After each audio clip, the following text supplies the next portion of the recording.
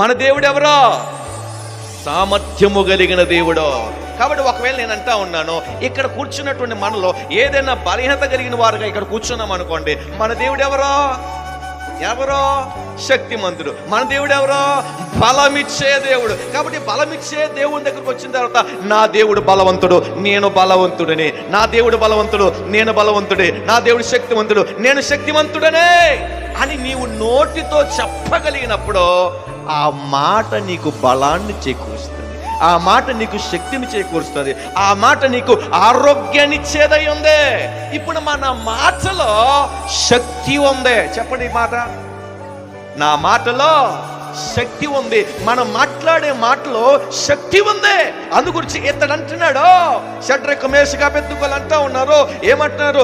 మేము సేవించుచున్న దేవుడు మండుచున్న వేడిమి గల ఈ అగ్నిగుండములో నుండి మమ్మను తప్పించి రక్షించేటకు సమర్థుడు.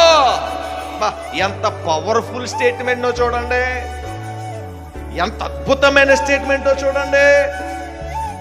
ఈ శక్తిని తెలుసుకున్న వారే ఈ మాట మాట్లాడగలుగుతారు.